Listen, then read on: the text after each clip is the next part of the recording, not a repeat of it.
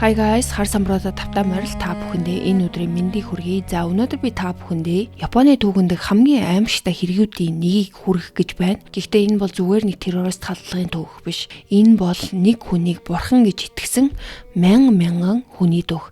Хамгийн аимшигтай нь эдгээр хүмүүс бол боловсралгүй гинэн хүмүүс байгаагүй. Тэдний дунд эмч, инженер, эрдэмтэн, их сургуулийн шилдэг төгсөгчд байсан. Тэгэхдээ яаж ийм хүмүүс нэг хүний төлөө хүн алхад хүрсэн юм болоо? Өнөөдрийнхөө дугаараар би Ом Шинрико хэрхэн үүсэн, Шоко Асахара гэж хэн байсан, мөн энэ бүхэн хэрхэн Токиогийн метроны сарын халдлага хүртэл хүрснийг эхнээс нь дэлгэрэнгүй ярьж өгнө.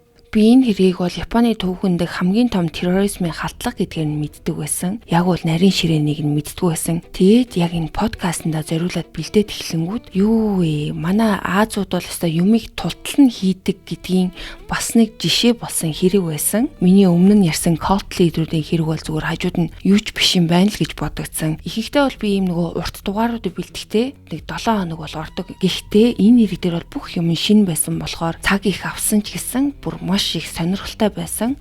Юуны өмнө Япон хэлтэй болон Японд амьдардаг хүмүүсээс уучлалт хүсье. Зарим нэр болон газрын нэрсийг буруу дуудаж магадгүй. Ингээд хэрвээ та нар минь бэлэн бол өнөөдрийнхөө шүүлтийг эхлэе.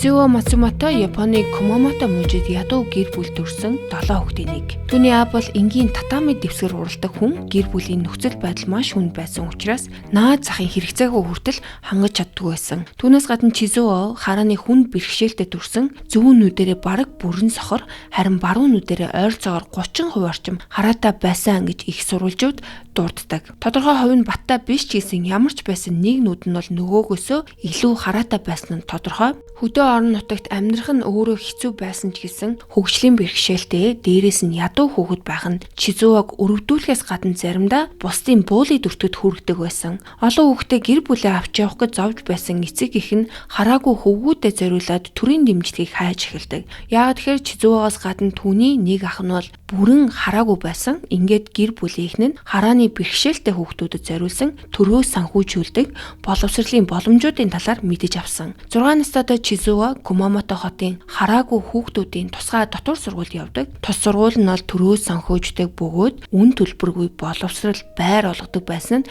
гэр бүлийнх нь санхүүгийн ачааллыг мэдтгүүц бууруулдаг. Гэхдээ үүний зэрэгцээ тэр бол маш багаасаа эцэг их ах дүү нараасаа хол өсөх болдог. Хожим бол олон хүн энэ орчин бол түүний зан чанарт маш хүчтэй нөлөөсөн гэж үздэг. Энэ сургууль нь үндсэндээ бүрэн эсвэл бараг бүрэн хараагүй хүүхдүүдэд зориулагдсан байсан ч гэсэн Чизуо бол бага зэрэг хараатай байсан. Энэ нь бол түүнд бусдаас илүү байх давуу байр суурийг олгодог. Хожим нэгэн багшийн дурснаар ийм орчинд өчүүхэн төдий ч гэсэн хараатай хүүхэд бусдын дунд бол нөлөөтэй хүн болдог байсан гэдэг. Хараагүй сурагчид сургуулиас гадуур гарч кафе, ресторан зэрэг газраар явхдаа тэдэнд замчлах хүн хэрэгтэй болдог байсан болохоор олон хүүхэд Чизуогийн тусламжинд найдаж одоо бараг л тал засаж түүнд хоол авч өгөх янз бүрийн зүйлээр туслах нь элбэг байсан. Энэ байдал нь түүнд бол бага наснаас нь эрх мэдэлтэй хүн юм шиг мэдрэмжийг төрүүлж өөрийгөө бусдаас дээгүүр гэж үзэх хандлагыг бий болгосон. Гэхдээ тэр бол энэ боломжийг эргээр ашиглаагүй. Харааны бэрхшээл нь түүнийг бусдыг ойлгодог энэрнгүү хүн болгохын оронд эсэргээрээ хүмүүсийг захирах хүсэлтэй болгосон юм шиг надад санагдсан. Кумамотод харааны бэрхшээлтэй хүүхдүүдийн сургуулийн дотор байранд амьдарч байхдаа бол ихэндээ ганцаардмал гадуургалтай тулгарсан ч удалгүй багш сурагчдынхаа дунд бол дээрэнгүү зангаараа танигддаг. Өөрийгөө үргэлж хохирогч мэт ярьдаг байсан ч гэсэн бодит байдал дээр энэ хүн бусдыг дарамтлж зовоодог хүн байсан.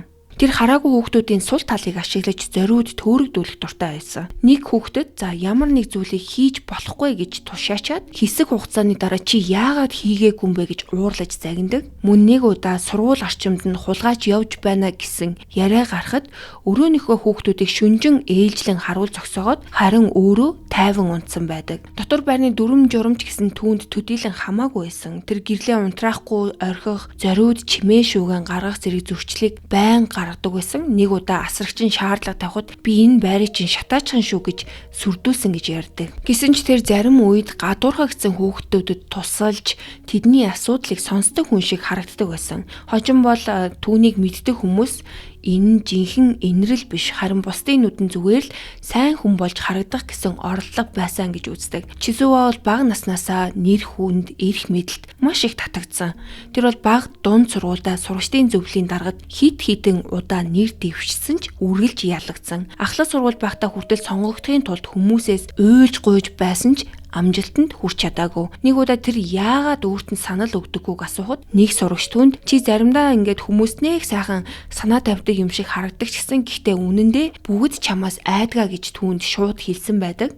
Эдгээр бүтлгүүтэл нь түүний бардам зангуул хүчтэй шархлуулсан. Өсвөр насндаа бүр Японы ерөнхий сайд болно гэж мөрөөддөг байсан. Эрх мэдэлд хүрэх гэсэн оролдлого бүрэн талаар өнгөрөх тусам нийгэмд гомдсон, бусдыг захирах хүсэлтэй зан чанар нь улам бүр гүнзгийрсэн гэж хожим шинжээчд дүгнсэн байдаг. Хичээлийн хувьд бол Чизуо харааны бэрхшээлтэй хүмүүс зориулсан практик ур чадвар эзэмшүүлдэг сургалтанд хамрагдаж зөв төөнөөр барай засал болон уламжлалт ургамлын эмчилгээ зэрэг Зүүн Азийн уламжлалт ангаах ухааны чиглэлээр суралцсан. Гэхдээ Чизуо бол хичээлдээ онцгой сайн сурч байгаагүй харин овсгоо самбаа арга зальтай байдлаараа илүү ялгардаг байсан. Хожим нэг багш нь дурсахтаа Чизуо багаасаа мөнгө амжилтанд хитрхи автсан хүүхэд байсан гэж ярьдаг. Гэрээр үргэлж би заавал баян болох хэрэгтэй гэж ярьдаг байсан. Мөн багшийн хэлснээр Чизуо гар дээрээ орж ирсэн өчүүхэн мөнгөө хүртэл химнэж хадгалдаг байсан. Мэдээж мөнгө хурааж хуримтлалтай байх нь бол муу зүйл биш ч гэсэн түүний хувьд баяжих хүсэл нь бол ердийн хэмжээнээсээ даваад өөрийн үнц нь болон нэр хүндийг зөвхөн мөнгөөр хэмжиж эхэлсэн байгаа. Магадгүй тэр мөнгийг хүмүүсийн дундаас олж авч чадаагүй нөлөө эрх мэдэлд хүрэх зам гэж хардаг байсан бах. 75 онд ахлах сургуулаа төгсөх үедээ Чизуо зөв төөнөр болон хятадын уламжлалт, ургамлын ангаах ухааны талаар нэлээд сайн мэдлэгтэй болсон байсан. Гэхдээ бол энэ нь түүнд хангалтгүй санагддаг. Төгснөхийн дараа тэр сургуультай дахин хэдэн жил үлдэж бага ангийн сурагчдад зааж байсан за мөн өөрийнхөө мэдлэгийг улам сайжруулах зорилготой байсан.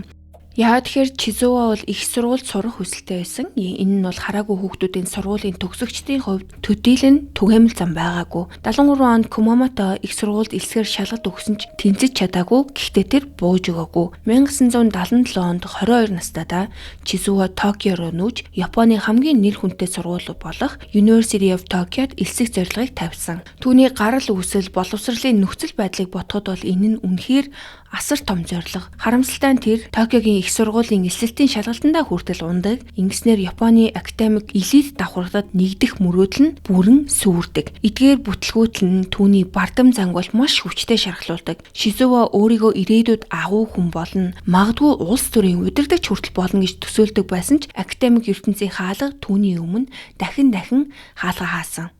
За ингээд 20 гаруйхан наснда Чизуо бол хангалттай олон удаагийн бүтлгүүтэл амссан. Энэ нь түүнийг улам хатуу, зөрүүд хүн болгодог.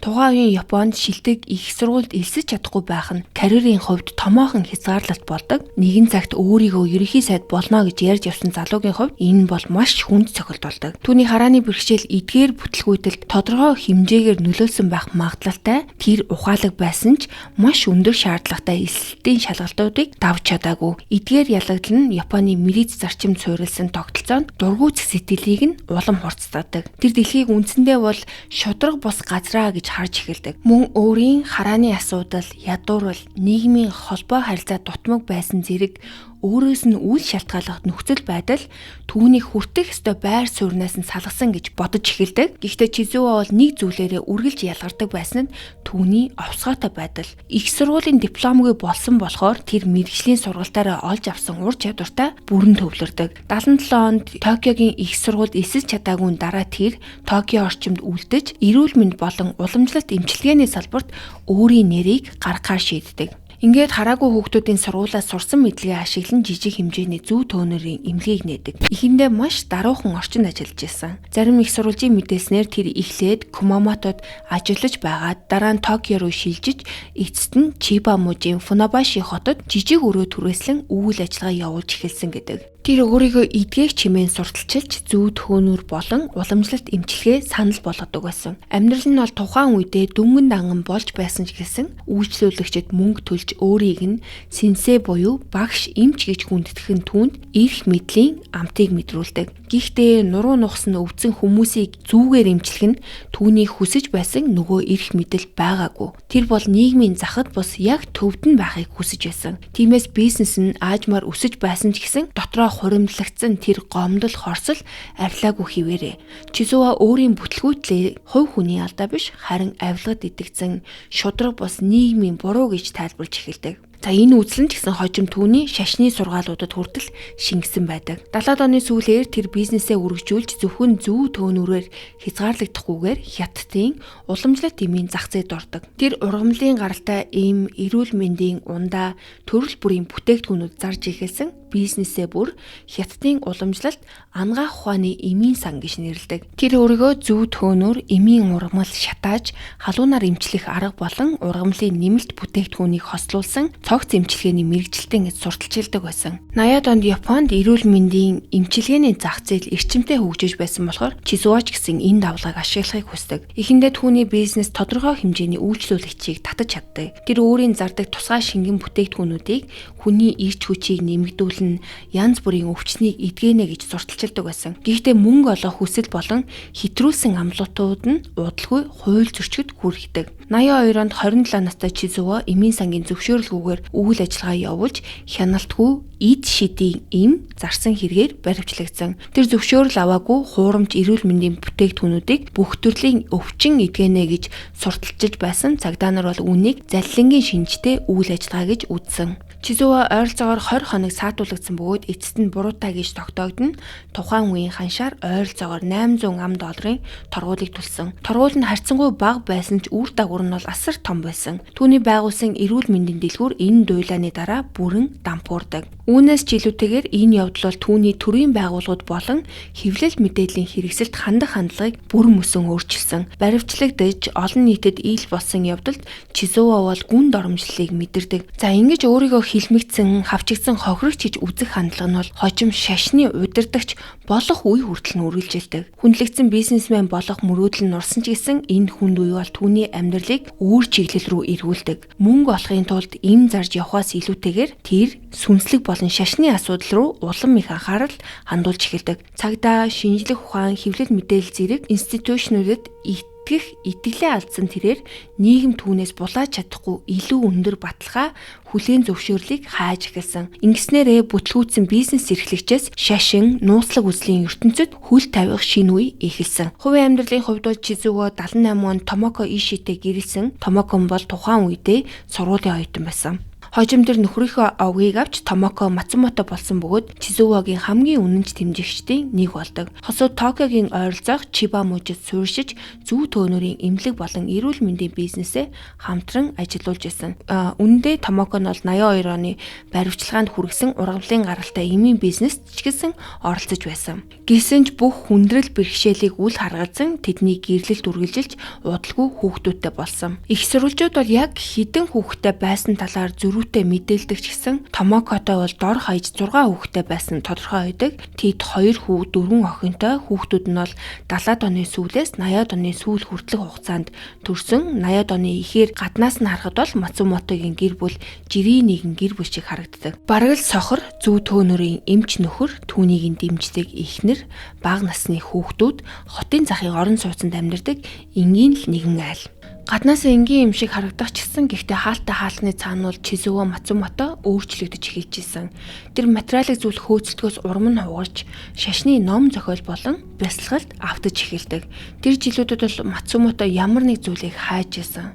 Тэр нь бол амьдралын утга учир байсан уу, эрх мэдэл байсан уу, гэгээрлүү, за эсвэл энэ бүгд нийлсэн зүйл байсан уу гэдэг бол тодорхойгүй. Гэхдээ тэр бол үүнд сайхан санаатаагаар хандаагүй. Ингээд Мацумотогийн дараагийн дүрд орох тайз нь бэлэн болдог. Энэ удаа тэр бизнесмен биш харин гүрүү болох ч байсан. Мөн түүний гэр бүлч гэсэн энэ замд хамт чирэгдэж ордог. Сайнаарч гэсэн байж болох л байсан. Гэхдээ эцэстээ маш муугаар иргэдэг. 80-ад оны ихэр Мацумотогийн худалдааны бизнесүүд нурж эхлэх үед тэр сүнслэг эрэл хайгуул руу улам хүчтэй ханддаг.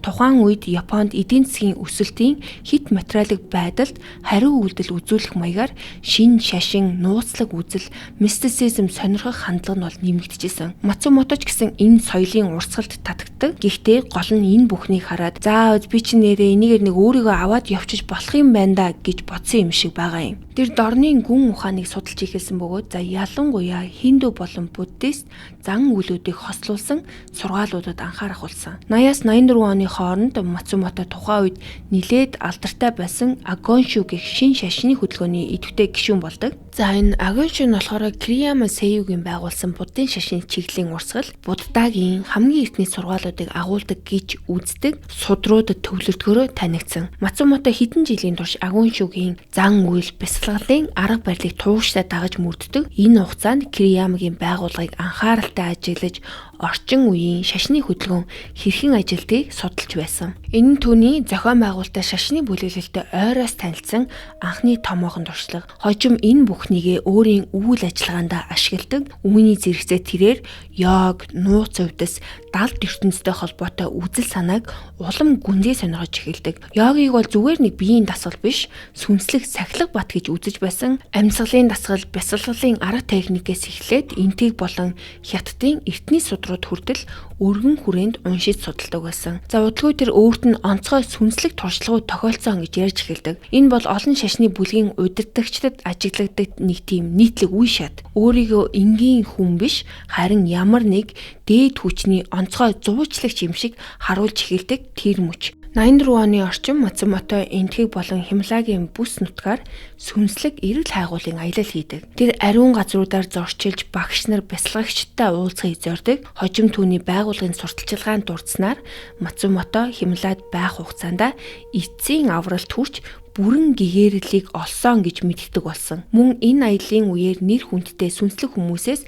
нууц сургаалыг хид хідэн удаа хүлээн авсан гэж ярьдаг байсан. Тэр байтугай өөрийгөө Далай ламаас онцгой мэдлэг өвүүлсэн хэмээн мэдгдсэн тохиолдол ч гэсэн гарч ирдэг. Үнэхээр Далай ламтай богино хугацаанд уулзсан гэх баримт байдаг ч түүнд ямар нэгэн нууц сургаал дамжуулсан гэх нотлохой байдаггүй. За энэ үеэс эхлэн Мацумотогийн үзэл санаа төвдийн буддизм болон хинду шашинд мөн өрнийн далд увдас зэрэг олон урсгалын нөлөөгөөр бүрлдэж эхэлдэг. Тэр зөвхөн дорны шашны судрууд уншаа зогсохгүй Нострадамусын зөвнөлүүд болон илчлэлийн номуудыг хүртэл сонирхож судалдаг байсан. Өөрөөр хэлбэл тэр янз бүрийн шашин үзэл санаанаас өөрт ашигтай хүмүүст хамгийн сонирхолтой сонсогдох хэсгүүдийг сонгож авч нэгтгэж эхэлсэн гэсэн үг. Миний өмнө ярьжсэн бүхэл калт лидерүүд яг л ингэж эхэлдэг. За 84 он гэхэд бол Мацумото сурсан зүйлээ хэрэгжүүлж өөрийн гэсэн сүнслэг орон зайг бий болгоход бэлэн болсон байсан. Тэр йогийн хичээлүүдээс цуглуулсан цөөн дагагчтайгаа хамт Om Shinsen no Kai гэх байгууллагыг байгуулдаг. За Om гэдэг нь болохоор хинду болон буддист шашинд ариун аваа гэж үзэгддэг. Шинсэн гэдэг нь бол үхвшгүй мэрэгд эсвэл шидэнгүүд гэсэн утгатай. За Монгол руу орчуулах юм бол нэг тэнгэрлэг мэрэгдүүдийн нийгэмлэг гэх юм уу?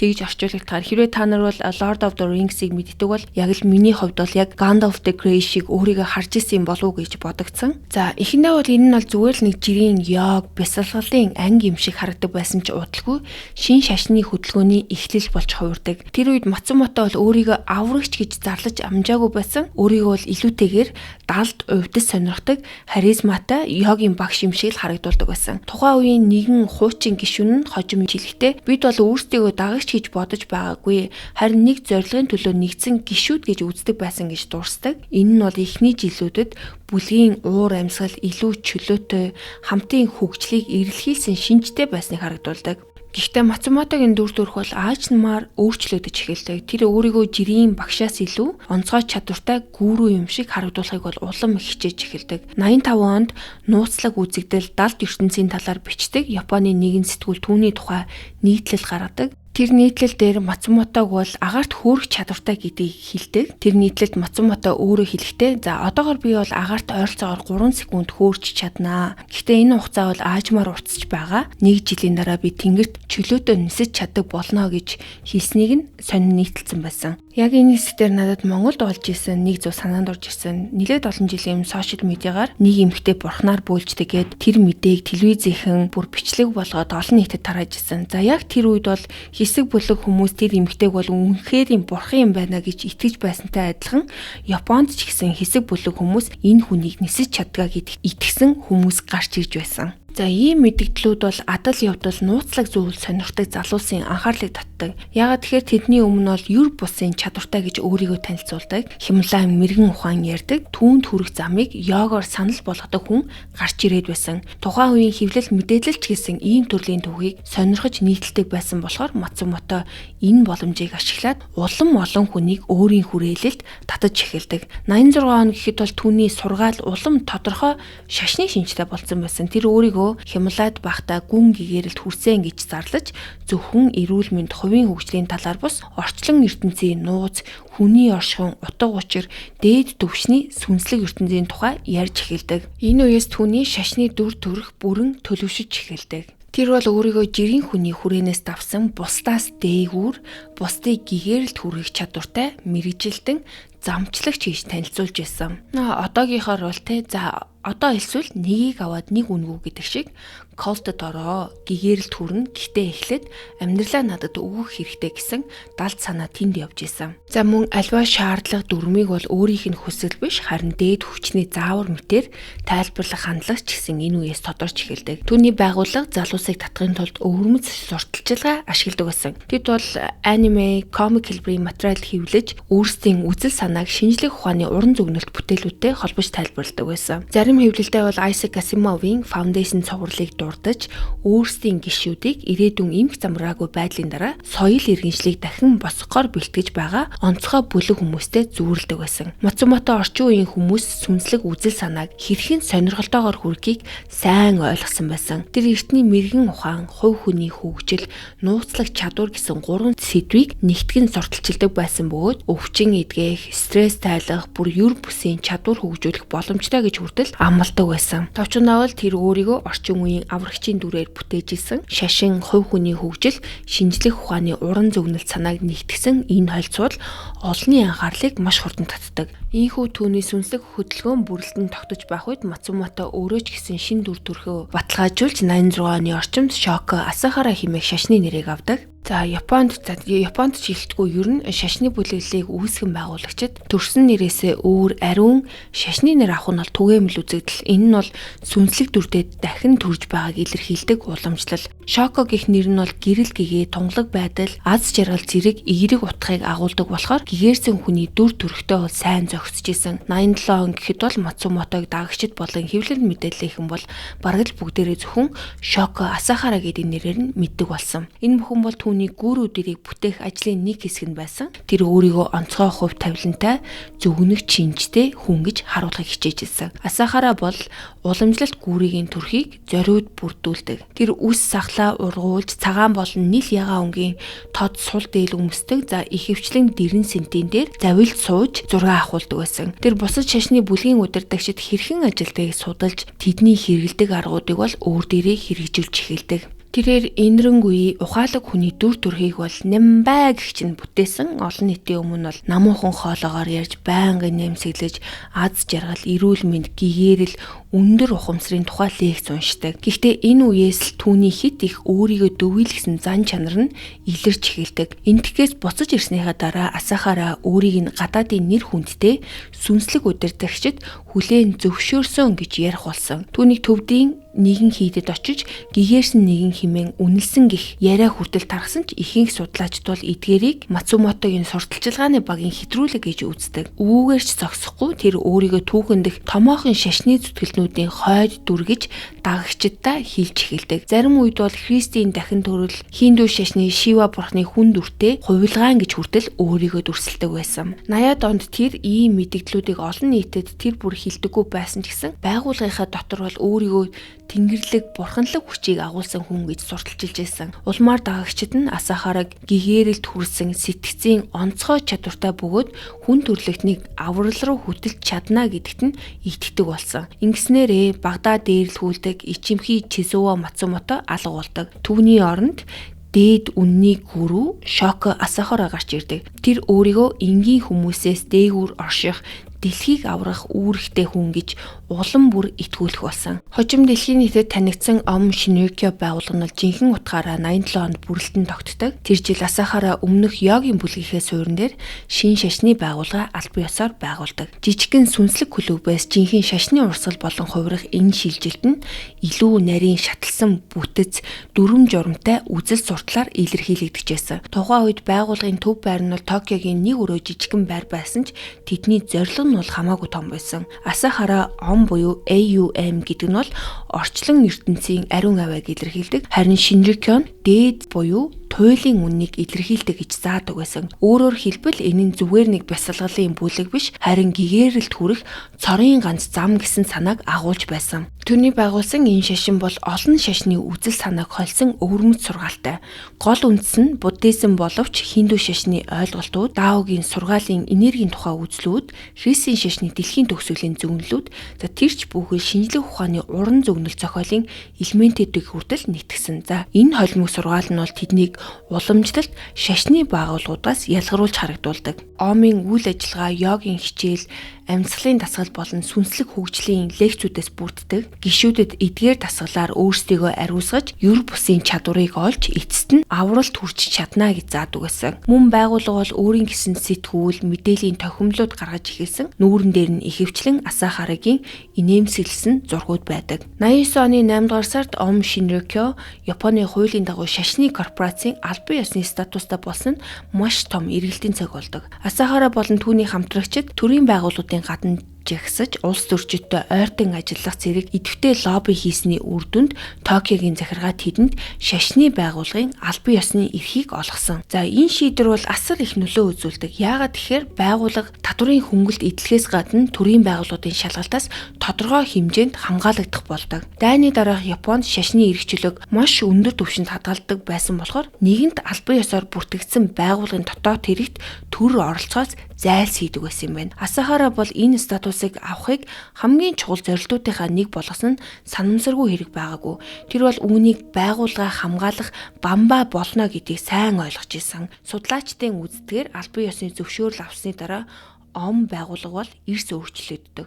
Тэд илүү баян, илүү зоригтой, мөн илүү нууцлаг болж эхэлсэн. Шашны корпорацийн статус авах үед байгууллагын хөрөнгө бол ойролцоогоор 430 сая йен байсан бол хэдхэн жилийн дараа 100 тэрбум йенээс авч бараг 1 тэрбум ам доллартай тэмцэх хэмжээнд хүрсэн. Гишүүдийн тооч гэсэн мөн адил хурцтай өсдөг. Хэдхэн 10 хүнтэй жижиг бүлэг байсан байгууллага олон жилийн дотор дэлхийд даяар хэдэн 10,000 гишүүнтэй болдог. 80-аад оны төгсгөл гэхэд бол Om Shinrikyo ямар нэг үл мэдэгдэх жижиг урсгал байгаа болсон. Тэр үл хөдлөх хөрөнгө эзэмшиж Японоос гадуур салбаруудаа байгуулж өндөр боловсралтай олон хүнийг татаж чадсан бөгөөд хууль ёсны байгууллага гэсэн нэр хүндтэй болсон. Энэ бүхний төвд Шоко Асахара зогсож исэн. Тэр одоо зүгээр нэг гүрүү биш, харин томоохон шашны эзэнт гүрний үүсгэн байгуулагч, удирдагч болсон.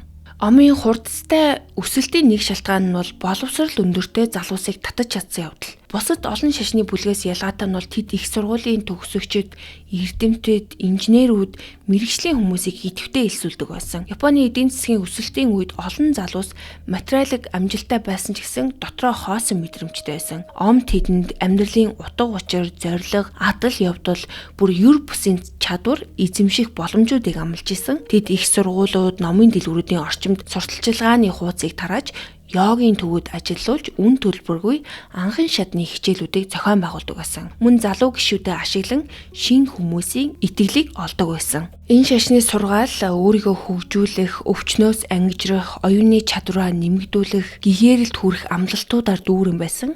Мөн тэд pop соёлыг бол маш ухаалгаар ашигладаг. Манга, аниме хэлбэрийн хэвлэлүүд болон сурталчилгааны бичлэгүүдэд Асахараг сансрын хэмжээний хүч чадалтай баатар мэтэр дүрсэлдэг. Сонирхол үзүүлсэн бөгөөд төлбөр төлөх боломжтой хүмүүсийг бол илүү хатуу сургалт, шашны зан үйлийн ёслолуудад урьдаг байсан. Эдгээрийн зарим нь бол маш хүнд биеийн болон сэтгэлийн сорилтуудтай байсан. За эднийг нь болохоор сүнслэг ариусгал гэж тайлбарладаг байсан. 1989 он гэхэд Ом Японоос гадна үргэлжин тэлж эхэлдэг. Зөвлөлт холбоот улс задран унсны дараа үүссэн сүнслэг хоосон орон зайг ашиглахын тулд тэд Орос руу төлөөлөгчтэй хэлээдэг. Би та нарт энийг овсгоотой хүн гэж хэлсэн биз? 90-ад оны эхээр Асахара Москвад хэдэн мянган хүний өмнө номлож, олон салбар байгуулж, Орос даяар нилээд олон дагагчтай болдог. За мөн Америк нэгдсэн улс, Герман зэрэг орнуудад жижиг салбар байгуулж, шинэ 90 үеийн урсгал сонирхдаг хүмүүсийг хүртэл татахыг оролддог. Японд тэд хамтын амьдрал болон сургалтын зориулалтад олон үйл хөдлөх хөрөнгө худалдаж авдаг. Хамгийн алдартай нь бол Фужи уулын ойролцоох асар том Камикушики цогцлбор байсан. Тэнд бол хэдэн зуун хүн Асахарагийн шууд хяналтанд дор амьдардаг байсан. Нийгмээс тусгаарлагдсан энэ орчин нь байгууллагад гишүүдэд бүрэн хянах, за мөн хууль бус үйл ажиллагаагаа гаднаас нуух боломжийг олгодог байсан. За 80-ад оны төгсгөл гэхэд бол Ом Шинрикё олон мянган дагагчтай олон улсад үйл ажиллагаа явуулдаг томоохон шашны бүлэглэл болж хувирсан байсан. Тэд сүнслэг гэгээрэл орчлон ертөнцийн агуу зорилгын тухай амлаж байсан ч хөшгөний ард Асахара эрх мэдлээ улам төвлөрүүлж хожим гарах туйлширсан үйлдэлүүдийн суурийг бүтээж байсан. Гаднаас нь харахад Ом дахь амьдрал бол сахилга баттай сүнслэг бясалгал дээр төвлөрсөн мэт харагддаг. Шинээр илсэн хүмүүсийг байгуулгын тусгай замналд аажмаар татаж оруулж олон цагийн турш йог хийх, бясалгах, тарин унших, буддын судар давтах зэрэг хөтөлбөрт хамруулдаг байсан. Асахара бол энгийн семинарт суудаг хүмүүсээс эхлээд бүх амьдралаа зориулсан бүрэн үнэнч гишүүн болох шат дараалсан тогтолцоог бий болгодог. Ийм хүмүүс ажил мэргэжил гэр бүлээ орхиж Омын хамтын амьдралын төвүүдэд нүүж ирдэг болсон. За энэ нь бол бараг л бүх шашны бүлгийн нийтлэг арга. Эхлээд гэр бүлээс нь салгана, дараа нь тусгаарлана, за эцэст нь бүх эд хөрөнгө мөнгийг нь байгууллагад өгөхийг шаарддаг. За энэ шашинд илсэн хүмүүс бол лам нарынхтай тустай хувцас өмсөж шин сүнслэг нэрийг авдаг байсан. Ом Шинрикё бол хүмүүсийг өөрийгөө үгүйсгийг сурталчилж гишүүдээс туйлын дуулууртай байхыг шаарддаг. Тэд эрх мэдэл, эд хөрөнгө, гэр бүл зэрэг бүхэл зүйлээс холбоогоо таслах ёстой гэж үздэг. Үүний үр дүнд олон хүн бүх хадгаламжаа Омд өгч, зарим нь гэр бүлээ хүртэл мөнгө хандивлахыг шахддаг байсан. Яагаад тэгэхээр үүнийг бол гэгээрэлд хүрэх зам гэж итгэдэг байсан. Хамтын амьдрал нь бол маш хатуудыг журамтай, хоолны дэглэм, мацаг барих, нойр дутуу байлгах зэрэг зүйлсийг хэрэгжүүлдэг. За энэ нь нэг талаараа бол шашны зорилготой юм шиг харагдавч, нөгөө талаараа бол хүмүүсийг маш амархан өөрсдийнхөө нөлөөнд оруулах арга нь байсан. Энэ үед улам туйлширсан зан үйлүүд гарч эхэлдэг. Хүйтэн усанд удаан хугацаагаар тэсэх сорилт, удаан хугацааны ганцаар жилсэн тусгаарлалт зэрэг аргууд хэрэглэгдэж байсан. За мөн төгс авралын малгай гэж нэрлсэн хачиргалтай төхөөрөмжийг ашигладаг байсан. Энэ нь болохоор дотроо цахилгаан удас суйрлуулсан малгай. Омын тайлбараар бол энэ төхөөрөмж нь гишүүдийн тархины долгионыг Асахарагийн тархины долгионтой тааруулдаг гэж сурталчилдаг байсан. Түүнчлэн гишүүдэд Асахарагийн цус эсвэл усанд орсон уснаас гаргаж авсан гэх шингэнийг бага хэмжээгээр уулгадаг. Үүнийг бол сүнсийг ариусгадаг ариун бодис хэмээн зардаг байсан. За энэ бүхэн бол Асахара өөрийн биеийг ариун зүйл мэт шүтүүлэх гэсэн оролдлого байсан гэж олон хүн үздэг. Гэхдээ жирийн гишүүд болон дүнгийн илсэн хүмүүс бол энэ талаар бол нэг их мэдтгүү, харин бүр гүн итгэсэн хүмүүс энэ талаар нь сайн мэддэг. Тэдгээр хүмүүс бол ямар ч тохиолдолд хатуу хяналтанд ор амьдардаг. Энэ байгууллагыг орхих нь бол маш хэцүү байсан. Олон нийтийн өмнө Асахара Омыг бол инх тайванч байгууллага мэтээр харуулдаг. Гишүүд нь зүгээр л бясалгал хийж өвчнийг сүнслэг хүчээр эдгээдэг, харин өөрийгөө гайхамшиг бүтээдэг хүн мэтээр дүрсэлдэг. Ом бол йогийн төвөд болон эмгэгтэй төстэй байгууллагууд ажилуулад түүгээрээ шинэ гишүүдийг элсүүлж мөнгө олдог. Ингэснээр Ом дахь амьдрал бол жинхэнэ сүнслэг үнэмшил болон өсөн нэмэгдэж байгаа дарангууллын хостол болж хувирдаг. Гишүүдийн өдөр тутмын амьдрал хамтын байрлалд амьдрах, Асахарад үнэнч байх, гаднах ертөнцтэй холбоогоо таслах гэсэн зүйлүүдээр төвлөрдөг. Энэ бүхнийг тэд авралын төлөө хийж байна л гэж итгэдэг. Тэд өөрсдөө гэгээрэлд хүрч байна гэж бодож байсан ч гэсэн үнэн хэрэгтээ сохор итгэл гаднах ертөнцөөс тасарсан амьдрал нь Омыг хожим хамтын сэтгцийн солиоролтой төстэй төвшөнд хүргэх суурийг нь тавьж исэн. За энэний үр нь бол аль хэдийнэ суудсан байсан.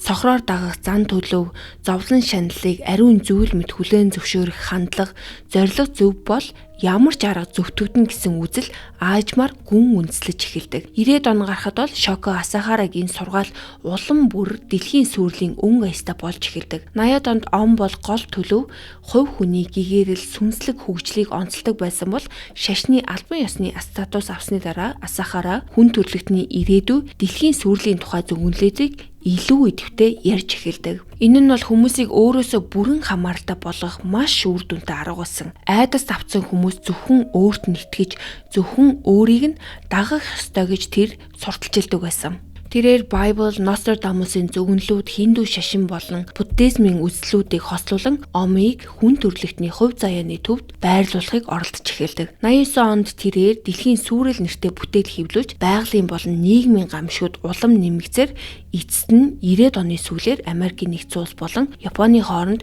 цөмийн дайн болно гэж зүгэнсэн байдаг. Асахарагийн хэлснээр зөвхөн түүний дагагчид л амьд үлдэж сүрлийн дараах шинэ дэлхийг байгуулна гэж үздэг байсан. За өнөөдөр бид нэр ингээд ирээд харахад бол итгэмээргүй санагдаж болгож гисэн тухайн үед олон хүн бол үнэхээр их айж исэн. Харин айдас давмгаалах үед хүмүүс түшиглэх хүн хайдаг бөгөөд харамсалтай олон хүн тэр хүнийг Асахара гэж үздэг. 91-ээс 92 он гэхэд Асахара бол өөрийгөө Христ энэ зууны аврагч гэж зарлаж эхэлдэг. За үүгээрч зогсохгүй өөрийгөө Хинду шашны сүйтгэгч бурхан Шивагийн дүр гэж тайлбарлаж дэлхийг сүйтгэлээр дамжуулан ариусгах бурханлаг үүрэг хүлээсэн гэж мэдэгдэж эхэлдэг. Тэр үеэс эхлэн Асахара гаднах ертөнцийг бол ялзарсан хуйлдаан муу энергиэр дүүрсэн бараг л там юм шиг дүрсэлж эхэлдэг. Түүний үзлээр омын үүрэг бол үн цэнтэй хүмүүсийг аварч хүн төрлөختнийг шинэ 90 үе рүү хөтлөх явдал. Үүнтэй зэрэгцэн тэрээр төвдийн буддизмаас гаралтай Пова гэх ойлголтыг өөрийн зорилгод нийцүүлэн гуйвуулж тайлбарлаж эхэлдэг. Асахарагийн хувьлаар бол муу үеийн үртэй хүнийг алах нь үнэндээ түүний сүнсийг аварч байгаа хэрэг. Тийм учраас муу хүнийг алах нь зүгээрээ гэсэн санааг л тэднэрт өгчээсэн. Хожим омын дотоод хүмүүсийн ярьснаар Асахара буддын шашны мэдлэгээр төдийлөн гүн биш байсан бөгөөд түүний сургаалын ихэнхийг бусад хүмүүс эмхэтгэж боловсруулдаг байсан гэж хэлдэг. Гэхдээ дагагчид нь түүний ном лекцүүдийг ариун судар юм шиг хүлээж авдаг байсан болохоор энэ нь тэдний хувьд бол асуудал байгаагүй. Цаг хугацаа өнгөрөх тусам сургаал нь улам л бүр аимшигтай шинжтэй болж эхэлдэг. Асахара Фримейснүүд, еврейчүүд болон бусад нууц бүлгүүд омыг хорт хий ашиглан довтолж байна гэж мэддэг болсон. 93 онд тэрээр Япон улс 1996-аас 98 оны хооронд цөмийн сөүрэлд өртөж хүн амынх нь 90% устна. За мөн дээрээс нь 97 онд дэлхийн 3 дугаар дайн эхэлнэ гэж мэддэг. Гэхдээ мэдээж эдгээр зөвлөлийн аль нь ч биелээгүй. Хамгийн чухал нь Асахара эдгээрийг бол бэлэгдэл маягаар биш шууд утгаар нь тайлбарлаж байсан. За дагагчид нь ч гэсэн үүнд нь үнэхээр итгэдэг байсан. Ингэснээрээ 89-оос 92 оны хооронд омын гол анхаарал сүнслэг хөгжлөөс дэлхийн сүрлийн үзэл суртал руу бүрэн шилждэг. Асахара өөрийгөө бурханлаг аврагчийн байр суурьнд өргөмжилж, дагагчдаа уламжлалт ёс суртахууны хэм хэмжээнээс татгалзахыг уриалж эхэлдэг. Энэ үед омын дотоод бүтэц улам нарийн дарангуйлын шинжтэй болж өөрчлөгддөг. Анх хамтын амьдралын энгийн бүлэг байсан байгууллага аажмаар өөрийн гэсэн яам, албан тушаал, див зэрэг бүхий шаталцсан тогтолцоотой болдог. За мэдээж үүний хамгийн оройд нь бол Шоко Асахара ганцаараа түүний эрх мэдэл бүр дээд түвшиндээ хүрсэн байсан. За түүний доор шинжлэх ухаан, анагаах ухаан, санхүү зэрэг салбарыг хариуцсан ойрын хүрээний хүмүүс байрладаг. Тэдгээрээс бүрдсэн кабинет хүртэл байгуулдаг. За жишээлбэл омд бол шинжлэх ухаан, технологийн яам, эрүүл мэндийн яам, бүр тагнуулын яам хүртэл байсан бөгөөд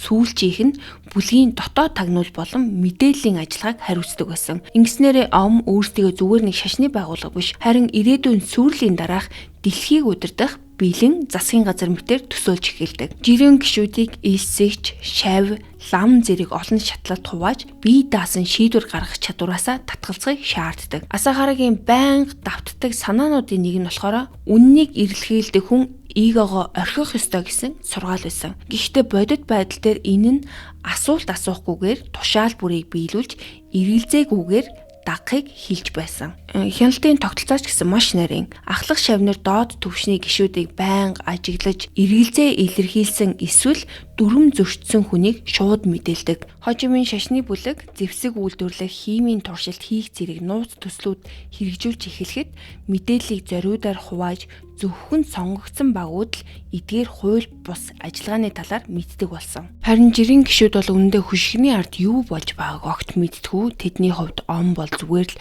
йог, бясалгал, хувь хүний хөгжлийг эрхэмлдэг сүнслэг бүлэг юм шиг харагддаг. Гаднаас нь харахад тайван, хор хүнэлгүй юм шиг, харин дотроо илүү харанхуй тогтолцоо ажиллаж байсан. За ийм хатуу дотоод тусгаарлалт нь уг бүлэгт бол гэмгүү дүр төрхөө хадгалах боломж олгож, харин цөөн тооны дотоод хүрээнийхэн Асахарагийн илүү аимшигтай төлөвлөгөөнүүдийг хэрэгжүүлдэг байсан. Асахара бол өөрөө эдгээр үйл ажиллагаанаас тодорхой зай барьдаг байсан. 90-ад оны ихэнх гэхэд тэр ихэнх цагаа тусгаарлагдсан байдалд өнгөрөөж зөвхөн номлол айлдах эсвэл өндөр албан тушаалтай дагагчдтай уулзах үедээ л гарч ирдэг болсон. Тэгээ ихэнх гишүүд бол түүнтэй биечлэн уулзах боломжгүй болдог. Зөвхөн бичлэг, видео эсвэл спикерээр цацагдах дуу хоолойгоор нь дамжуулан түүнтэй уулздаг байсан.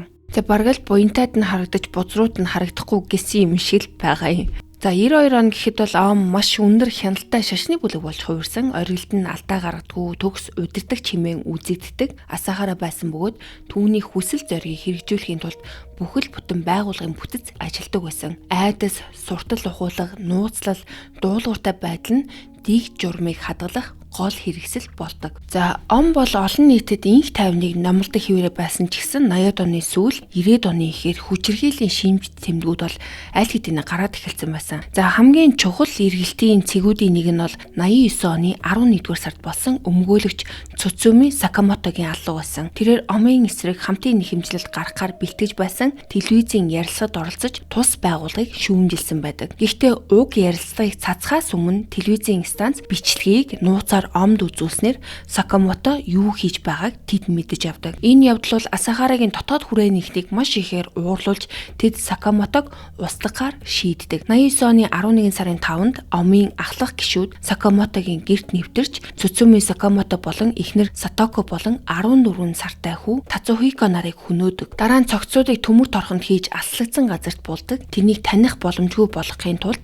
шүдийг нь авч буталж устгадаг. Ингэснээрээ гэр бүл бол бүхэлдээ ямар ч уул мөргүй алга болдог. Ом хэрэгт оролцоогүй хэмээн мэдгдсэн бөгөөд 95 онд хуучин гишүүд нь хэрэгээ хүлээх хүртэл энэ хэрэг тайлагдаагүй хിവэрэ үлддэг. Эдгээр алгууд нь омын гадны хүмүүсийн эсрэг үйлдсэн анхны томоохон хүчирхийлэл. Шууд ямар ч үр дагавартай тулгараагүй учраас энэ явдал удирдлагуудыг улам зоригжуулж өөрсдийн үйл хэрэг зөвтгөгдөж байгаа гэсэн итгэлийг нь баталдаг. Ом хууль эрх зүйн салбарын хүмүүсээс гадна бусад хүмүүсийг ч гэсэн онилж эхэлдэг. Манга зураач Йошинори тэднийг илэглэн шогосныхоо төлөө алгын жагсаалтанд ордог. 93 онд түүн рүү халдах орлого хийсэн гэх мэдээлэл байдаг ч тэр амьд үлдсэн. Хэргийн олон нарийн мэдээлэл тодорхойгүй хിവэрэ үлддэг. За үүнтэй зэрэгцэн ом тандалт тагнуулын үйл ажиллагаагаа эрс үргэлжүүлдэг. 90-91 оны хооронд тэд өрсөлдөгчдөө чагнаж, шүүмжлэгчтэй мөрдөж, бүр холбооны компанийн ажилтан мэт дүүрэсгэж, утасны шугамд нэвтрэх хүртэл аргыг хэрэгжилж ийсэн. Ийм хэмжээний тагнуулын ажиллагаа Японы шашны байгууллагын хувьд бараг урд өмнө нь хизээч байгаагүй зүйл. За 90 онд Асахара болон түүний 24 дагагч Supreme Truth Party нэртэй улс төрийн нам байгуулан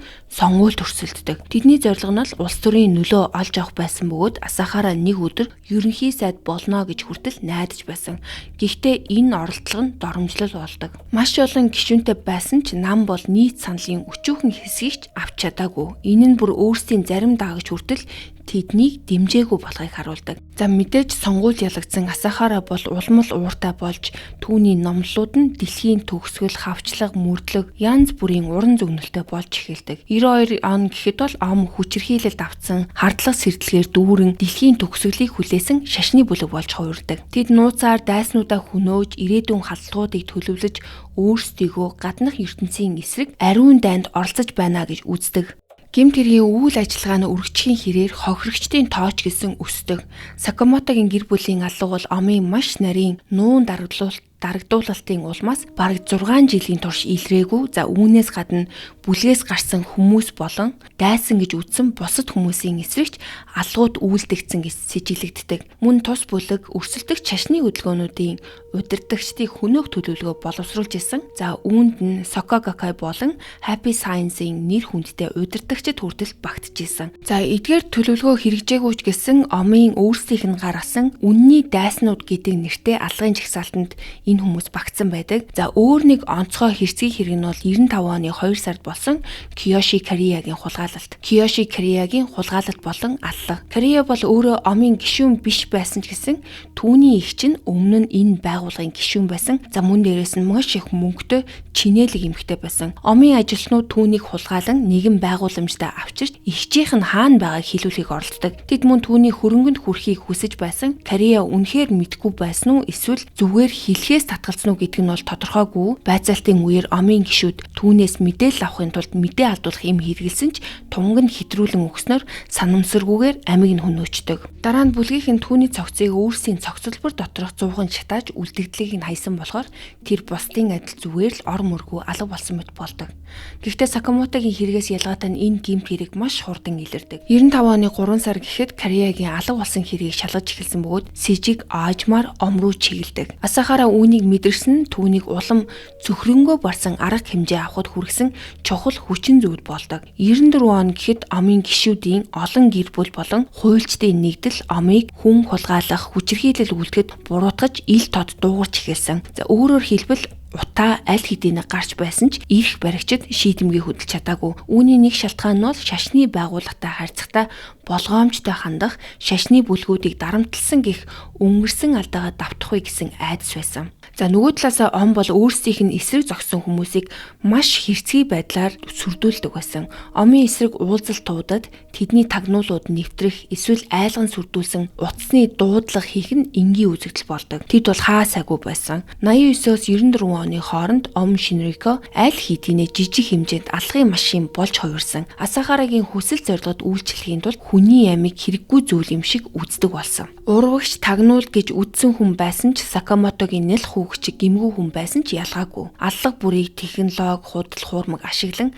нуун дарагдуулдаг байсан бөгөөд энэ нь Асахара болон түүний гар хөл болгосдод шууд үр дагаваргүйгээр улам цаашаа явах итгэлийг өгдөг. Ингэснээрээ энэ бүлэглэл хожим дэлхийг цочрох айдас үхлийн хүчирхийллийн тактикуудаа баг хэмжээнд туршиж байсан гэсэн. 90-ад оны ихэнх гэхэд бол уур амьсгал нь бүрэн хар дарсан зүүчиг болсон байсан. Бүгдийг сүнслэг засварлын нэрийн доор нэг нэгнээ матхыг уриалдаг.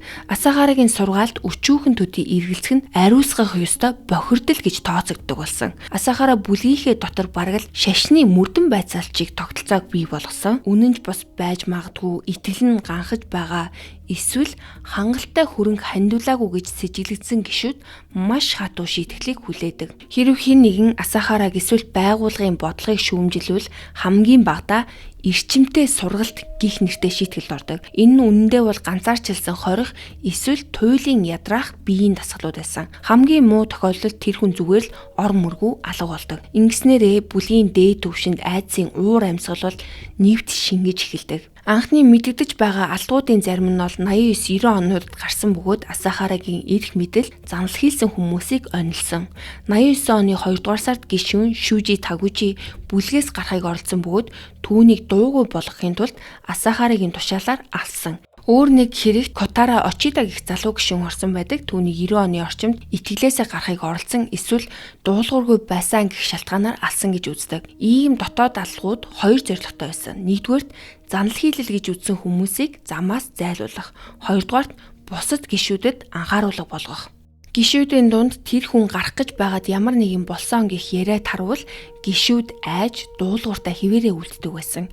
Эргэлзэж эхэлсэн хүмүүс хүртэл айцаасаа болоод үлддэг болж байгаа юм. Энэ бол хит туйлширсан албадлагын хяналт. Асахара ийм харгислыг сүнслэг нэр томьёогоор зүтгэдэг. Тэрээр номлолоосоо урвсан хүмүүс аимшигтай муу үеийн үр хоримтлуулсан бөгөөд ямар ч байсан там руу явна гэж хэлдэг. Тиймээс тэднийг алах нь бол тэднийг нүглээс нь чөлөөлж байгаа хэрэг гэж тайлбарладаг. Энэ бол туйлын өвчтөй аимшигтай логик байсан ч гэсэн олон жилийн турш ийм сургаалаар сурсан даагчид үүнийг нь хүлээн зөвшөөрдөг болсон. Зарим алга үлдсэн хүмүүс хожим нь бол өөрсдийгөө хүн алаагүй харин повоогоор дамжуулан чөлөөлөлт хийсэн гэж итгэж байсан хэмээн ярьдаг. Омын сургалтын дэглэм ихэвчлэн бие махбодын туйлын хүнд нөхцөл рүү ордог. Гишүүдийг доош харуулan өлгөх, усанд дөрөх, бусад тэсвэр шалгасан хатуу аргуудад оруулах зэргийг ариусгал гэж нэрлэдэг. За үүндээ мэдээж энэ бол зүгээр л тамлал байсан. 80-ад оны сүүлээр нэг дагагч шингэн дутагдуулах сургалтын үеэр нас барсан гэх мэдээлэл байдаг. Хожим эрх баригчид омын байгууламжуудаас химийн савнууд болон хүний үлдэгдэл олсон нь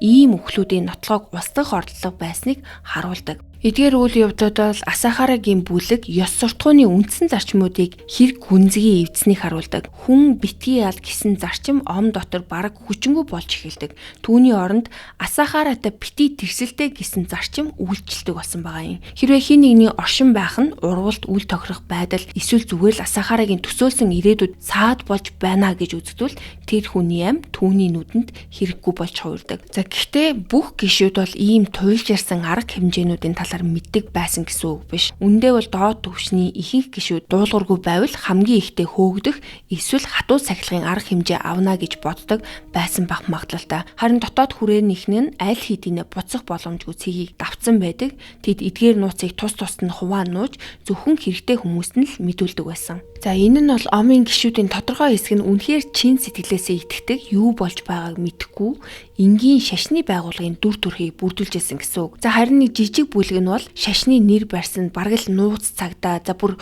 үхлийн баг шиг ажиллаж байсан гэсэн үг. Ингэснээрээ ом Шинрико өөрийн гэсэн жижиг улс болж хувирсан бөгөөд Асахара нь хүссэн үедээ доод хүмүүсээ шийтгэж бүр устгаж чаддаг захирагч болсон. Энэ бүхэн дараа нь болох үйл явдлын суурийг тавьдаг. Яагаад гэвэл бүлэглэл дотооддоо төгөлдржүүлсэн харгас аргуудаа удалгүй гадна ертөнц рүү чиглүүлдэг. Нууцаар алга үлдэж байх хугацаанд ом мөн үе олноор нь хөнөөх зэвсгийн томоохон хөтөлбөрийг хэрэгжүүлж эхэлдэг. Энэ бүхэн Асахарагийн дэлхийн төгсгөлийн тухай хит туйлширсан үзлээс үүдэлтэй. 1990 онд ом бом өвчний бактери болох антраксыг өсгөж эхэлдэг. 93 онд тэд Токио дахь төв байрныхаа дээврээс антракс цацаж биологийн халдлага хийгийг оролдсон. Аз болж ашигласан бактери нь хоргүй байсан болохоор халдвар тараагүй бөгөөд зөвхөн эвгүй үнэр гарч орсон цугчид гомдол гаргасан. Үүний дараа Асахара илүү аюултай зүйл рүү хандуулдаг. 92 онд тэрээр гишүүдээ хүмүүлийн тусламжийн нэрээр Африк руу илгээж Эбола вирусын амьд дээж авчрахыг оролдсон гэх мэдээлэл байдаг. Гэхдээ энэ оролдлого бүтлгүүддэг. Өөрөөр хэлбэл тэд дэлхийн хамгийн аюултай өвчнүүдийн нэгийг олон нийтийн дунд тараахад ч бэлэн байсан. За гэхдээ омын бодит амжилт нь бол химийн зэвсгийн салбарт гардаг. 93 онд тэд өөрсдийн цогцлбор дотор сарийн үйлдвэрлэх үйлдвэрийг байгуулдаг. Үүнийг шилдэг хиймчдийн нэг Масами Цучия удирдахжсэн.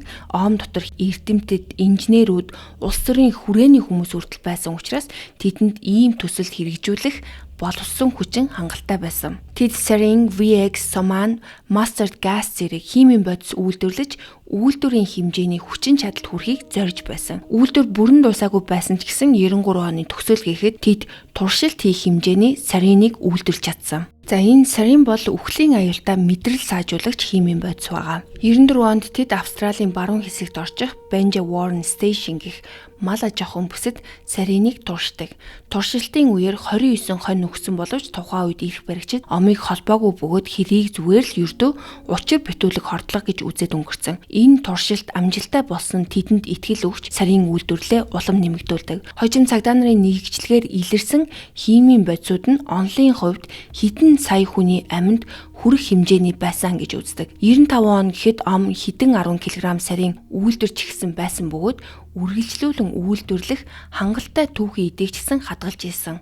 Мөндөд ойролцоогоор 200 г VX гэх мэдрэлийн хор үйлдвэрсэн бөгөөд үүнийгээ 94 онд хид хідэн нууц алганд ашигласан. VX бол мэдрэлийн системийг маш хурдан устгадаг хүний бүтээсэн хамгийн хортой химийн бодисуудын нэг. За жишээлбэл тагнуул гэж сэжиглэгдсэн Toru Toyota гэх хүний хүзүнд VX түрхэж алсан байдаг. Энэ нь түүхэн дэх VX ашигласан анхны аллага гэж үзэгддэг. Өөр хоёр VX халдлагын улмаас хохирогчид Command орж эсвэл хүнд гэмтлийг авсан. Ом мөн AK-74 автомат буу үйлдвэрлэхийг оролцсон. Тэд нууц үйлдвэр байгуулж хид хідэн ажилдаг загварыг бүтээсэн. Тэдний зорилго нь бол 1000 буу үйлдвэрлэх байсан ч 1995 он гэхэд ердөө хитгэн ширхгийг л хийж амжсан. Өөрөөр хэлбэл энэ байгууллага зөвхөн шашны бүлэг байгаагүй. Дотор нь эрдэмтдийн баг, химийн зэвсгийн хөтөлбөр, зэвсгийн үйлдвэр за бүр жижиг армийн шинжтэй бүтэц хүртэл бүрэлдэжсэн. Мөн ом Оросоос дор хаяж нэг цэргийн зориулалтаа нисдэг тэрэг худалдан авсан гих мэдээлэл хүртэл гарч ирсэн. Үүнийгээ бол агаараас химийн бодис тараахад ашиглахаар төлөвлөсөн байж болзошгүй гэж үздэг. 94 он гэхэд ом бараг 1 тэрбум ам долларын хөрөнгөтэй өндөр боловсралтай эрдэмтэн гишүүдтэй үе олноор нь хөнөөх зэвсэг үйлдвэрлэдэг шашны бүлэглэл болж хувирсан байсан нь. Шашны байгууллага гэсэн халгавч болон аслагдсан цогцлборууд нь эдгээр үйл ажиллагааг олон жилийн турш нуух боломжийг олгосон. Асахарагийн дэлхийн сүрлийн үзэл энэ бүхнийг улам өдөөдөг. Тэр ом эцсийн тулаанд амьд үлдэх ёстой, магадгүй бүр дэлхийн төгсгөлийг өөрсдөө эхлүүлэх ёстой гэж үздэг болсон. Тиймээс тэдний зэвсгийн нөөц зөвхөн хамгаалтын зорилттой байгаагүй. Харин эцсийн дайныг хийж сүрлийн дараах шинэ дэлхийн захирагч болох зорилготой байсан. 95 он гэхэд бол ом Шинрикё шашны бүлэг гэх хязгаарыг аль хэдийнэ даваад бүрэн зэвсгэлсэн террорист байгууллага болж хувирсан байгаа нь. 94 оны зуны 1-нд дулаан шөнө омын аимшиг төлөвлөгөө онол биш харин бодит байдал болдог. Нагано мужийн тайван намгүм Мацумото хот шин төрлийн аимшигт туршилтын талбар болдог. 94 оны 6 сарын 27-ны орой ом шинээр үйлдвэрсэн сарын гих хийг анх удаа бодит нөхцөлд ашигладаг. Оройн 10 цаг 40 минутын үед хүмүүс унтахаар бэлтгэж байх зур омын гишүүд байгууллагад таагүй шийдвэр гаргаж болцсогүй шүүгчдийг устгах ажиллагаа эхлүүлдэг. Тэдний байн бол омтой холбоотой иргэний хэргийн шүүх ажиллагааг хариуцаж байсан 3 шүүгч. Омын баг хөргүүртэй ачааны машиныг тусгаалan өөрчилж дотор нь шингэн сариныг ууршуулдаг, халаагч болон агаарт цацдаг сенсийг суйрлуулсан. Машина байны ойролцоо байрлуулад хийг цацаад удалгүй үл үзэгдэх үхлийн манан ойр орчмын хороолоор таргаж эхэлдэг. Удалгүй хүмүүсийн хүүхэн хараа агшиж амьсгалахад хүндрэлтэй болж дотор муухаараа хараа муудах зэрэг шинж тэмдэг илэрж эхэлдэг. Орой 11:30-ийн орчимд хүмүүс таталт өгч ухаан алдаж байна гэсэн дуудлагууд онцгой байдлын байгууллагуудад тасралтгүй ирж эхэлдэг. Газар дээр очисон түргэний ажилтнууд юу болж байгааг ойлгоогүй. Бүх зүйл бөөнөрө хордуулсан хэрэг шиг харагдаж байсан ч ямар бодис ашигласныг хинч мэдэхгүй байсан. Зарим хүмүүс бол агаар пестицид шиг үнэр үнэгдэж байсан гэж ярьдаг. Маргааш өглөө нь хохирлын хэмжээ тодорхой болдог. Сарины хордлогын улмаас 7 хүн нас барж 200-аас 300 орчим хүн гэмтсэн. Амиа алдсан хүмүүсийн дунд бай болсон шүүгчрийн 2 нь байсан ч энгийн оршин суугчдад ч гэсэн хохирогч болсон. Хохирогчдын нэг Сумика Коно комд орж хизээч бүрэн идгээгүй бөгөөд 14 жилийн дараа нас барсан. Ингэснээрээ нийт нас баралтын тоо 8 болдог. Мацумотогийн энэ сарин халдлага бол урд өмнө нь тохиолдож байгаагүй аимшигтай хэрэг. Энэ бол энхийн цаг үед энгийн иргэдийн эсрэг химийн зэвсэг ашигласан анхны тохиолдол. Гэхдээ мэдээж тухайн үед бол Японы эрх баригчид үүнийг хэн үйлснэг мэдээгүй.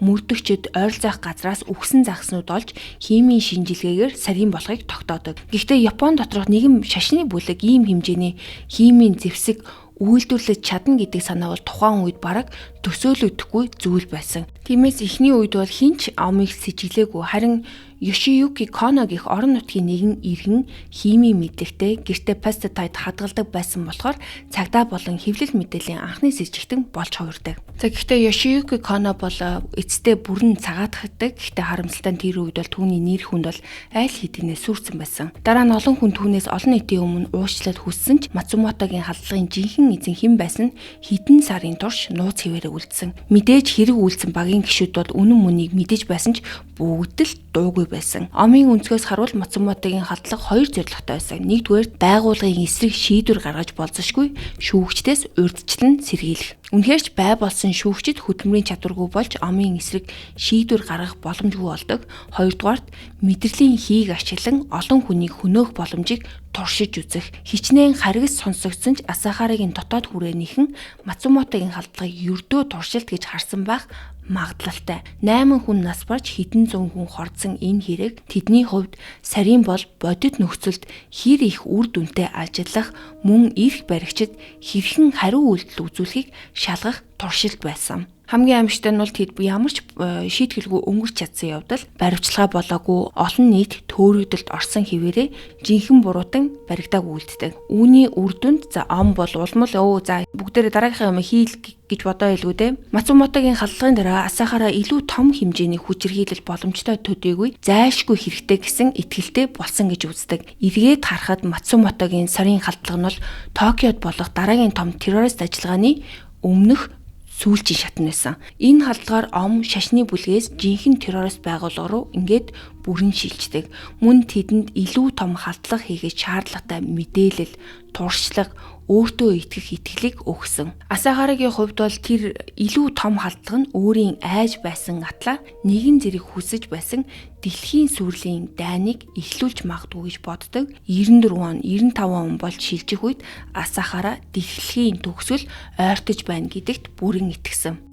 Нөгөө талаасаа энэ Асахара чинь тэнэг хүн биш юм болохоор Мацумотагийн халдлагын дараах мөрдөн шалгалт болон 95 оны 2 сард алга болсон Корея эмэгтэйгийн хэрэг нь цагдаа нар түүнд ойртож байгааг ойлгуулдаг. Үндэ их баригчид 3 дугаар сарын сүүлээр омын байгууламжуудад том хэмжээний нэгжлэг хийхээр төлөвлөж исэн. Иймээс Асахара яарвчлах хэрэгтэй гэж үздэг. Ом доторх бүх ажиллагаа эрчимжиж бүхнийг хурдан хэрэгжүүлэх шаардлагатай болсон. Асахара дагагчдаа дэлхийн төгсгөл тун орцсон бөгөөд цагдаа нарын ажиллагаа нь зөвгнөлт гардаг хавчлаг мөрдлөгийн эхлэл гэж тайлбарладаг. Тэр эмх замраагүй байдал үүсгэж байж л зөвгнөл биелж ом устгахаас сэргийлнэ гэж нөгөөдөлдөө ярьдаг. Ингээд террорист халдлагыг бурханлаг, урьдчилан сэргийлэх авралын үйл ажиллагаа цаашлаад дэлхийн дайныг өдөх боломжтой алхам гэж зөвтгдөг. 95 оны эхээр ом сарины үйлдвэрлэлээ нэмэгдүүлж мөн саянайд ашигласан халдлагын төхөөрөмжүүд бэлдэж эхэлсэн. Үүнээс гадна цогцлборуудаа химийн урх хүртэл байрлуулсан гэх мэдээлэл байдаг. Аз болоход эдгээрийн аль нь ч ашиглагдаагүй. Тэд хим баг, химийн хамгаалтын хувцас, за бүр химийн бодис агаараас тараахад ашиглаж болох нисдэг тэргийг хүртэл бэлтгэсэн байсан. Мөн шүхрийн үзэрт сарийн байрлуулан хүмүүсийг хатгаж хордуулах сургуульд хийж байсан гэх мэдээлэл байдаг. Асахара Америкийн нэгдсэн улс химийн болон цөмийн халдлага хийх гэж байна гэж дагагчдаа анхааруулж олон хүний амийг хөнөөхийг ариун үйл хэрэг зайлшгүй цэвэрлэгээ гэж тайлбарладаг. Тэрээр өөрсдөө бурханлаг хүсэл зориг хэрэгжүүлж байна гэж итгэжсэн. Олон дагагч нь хүчирхийлэл шаардлагатай гэсэн үзлийг нь хүлээн зөвшөөрдөг. Эцэст нь Асахара болон түүний дотоод хүрээнийх нь сарин хийг Токиогийн метроны системд цацгаар шийддэг. Тэдний зорилго тодорхой байсан. Нэгдүгээр эмх замраагүй байдал үүсгэж удахгүй болох цагдаагийн нэгжлэгийг саатуулах эсвэл бүр зогсоох. Хоёрдугаарт Асахарагийн зөвгөнсөн дэлхийн сүрлийн дайныг өдөөх. Асахара ажиллагаанд оролцох үнэнч эрдэмтэд эмч нарыг өөрөө сонгодог. Он сараач тодорхой болгодог. 95 оны 3 сарын 20. Энэ нь бол төлөвлөгдсөн цагдаагийн нэгжлэгээс ердөө 2 хоногийн өмнө. Сүүлийн өдрүүдэд ажиллагаанд оролцогчид бясалгал хийж, тарин уншиж, хийх гэж буй зүйлээ ариун үүрэг гэж үзчихсэн. Тээврийн хэрэгслүүд, сарин агалсан багцнууд, шүхрүүд, зүхтах маршрутууд гэд бүх зүйл маш нарийн төлөвлөгдсөн. За ингээд энэ бүлэглэл терроризмдээ бэлдэж байх үед 95 оны ихээр цагдаа нарч гэсэн омын байгууламжуудад 3 сарын 22-нд хийх асар том нэгжлийн ажиллагааг бэлтгэжсэн. За харин метроны халдлагыг бол 2 хоногийн өмнө буюу 3 сарын 20-нд хийхээр товолдог. 95 оны 3 сарын 20-ны даваа гараг бол Токио хотод зүгээр л бусад өдрийн адил эхэлдэг. Сая хүн хотын төв рүү чиглэсэн галт тэргэнд сууж ажилдаа яардаг. Гэхдээ тэдний тунд Ом Шинрикогийн 5 ажиллагааны гишүүн байсан. Тэд жирийн зорчигчийг харагдаж байсан ч цүнхэндээ үхэл дагуулсан даалгавар авч явж исэн. Үүр цайхаас өмнө эдгээр хүмүүс Омын Токио дахь офис цугларч шингэн сарийн агуулсан багцуудыг бэлтгэдэг. Багц бүрүүдийг нь сонинд боогоод дараа нь гялгар уутанд хийдэг. Гишүүн бүр 2 ийм багц болон уутыг цоолох зориултаа үзүүрийг нь хурцлсан шүхэр авч явдаг. Шүхэр гэж би зонтгийг яриад байгаа шүү. Төлөвлөгөө бол маш нарийн боловсруулагдсан. Тэд Токиогийн засгийн газрын дүүргийн яг төв хэсэг болох Казумигакиси өрт төвөнд огтлолцдог. Метроны 3 гол шугамын тодорхой галт тэргүүдэд суух ёстой. Казумигакиси орчимд бол олон яам төрийн байгууллагууд төвүүд байрладаг болохоор өглөөний 8 цагийн үед тэнд хурц ирэх галт тэргүүдийг онсноор төрийн албан хаагчдын дунд хамгийн их хохирлыг учруулж эрх мэдлийн төвд эмх замраагүй байдал үүсгэнэ гэж тооцоолдог. Өглөөний 7 цаг 45 минутын орчимд ажиллагаанд оролцогчид Хибия, Марунаучи болон Чиода шугамын галт тэргүүдэд тус суудаг. Тэд бүгд өөр чиглэл рүү хуваагдаж хөдөлдөг. Доктор Икуо Хаяши болон түүний хамтрагч Чиода шугамд, Ханичи Хироса өөр нэг шугамд, Тору Тойода өөр чиглэлд, Масата Якомая Хибия шугамын галт тэрэнд, харин Ясуя Хаяши нөгөө Хибия шугамын галт тэрэнд суусан. Тэд бүгд яг хизээ үйлдэлээ хийх, хаана бууж зүхтах ёстойгоо нарийн мэдчихсэн. Галт тэрэгнүүд Токиогийн төв рүү ойртох үед ажиллагаа эхэлдэг. Омын гишүүд сарийн агуулсан ууднуудаа вагон доторх шалан дээр ихэвчлэн хаалганы ойролцоо эсвэл суудлын доор тавьдаг. Дараа нь хуурц үзүүртэй шүхрээрээ уутыг цоолдог. Зарим нь 2 удаа хоёулангийн цоолж амжсан бол зарим нь яарснаасаа болоод нэгийг л цоолдог. Гэхдээ тэр даруй шингэн сарын шалан дээр асгарч эхэлдэг. Сарин бол маш хурдан ууршдаг бодис учраас удалгүй хий болж хувирдаг. Өнгөгүй, үнэргүй учраас зорчигчд эхэндээ юу ч анзаараагүй. Шинж тэмдгүүд илэрч эхлэх хүртэл хинч ямар аюул нүүрлсэнийг ойлгоогүй. Уутыг цоолсны дараа ажиллагаанд оролцогчд төлөвлөгөөний дагуу дараагийн буудал дээр бууж асгарч байгаа багцнуудыг ардаа үлдээж явдаг. Хэдхэн минутын дотор тэдгээр вагонууд 5 м газар болдог. Зорчигчид хяналтгүйгээр ханиалгаж эхэлдэг.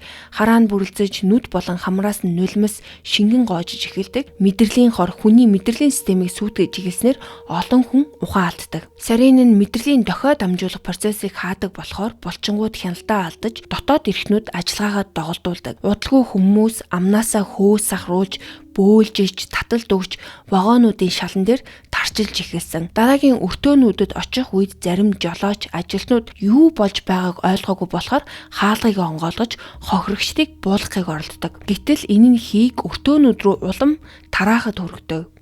Нэг өртөөн дээр Казумаса Такахаши гэх ажилтан асгарч байсан сарины уутыг нүцгэн гараараа авч холдуулахыг оролддог. Тэр буслыг аврахыг хүссэн ч харамсалтай нь удалгүй өөрөө унаж нас бардаг. Түүн шиг олон метроны ажилтан зорчигчдод туслахыг оролцсон боловч яг юутаа нүүр тулж байгаагаа мэдэхгүй байсан.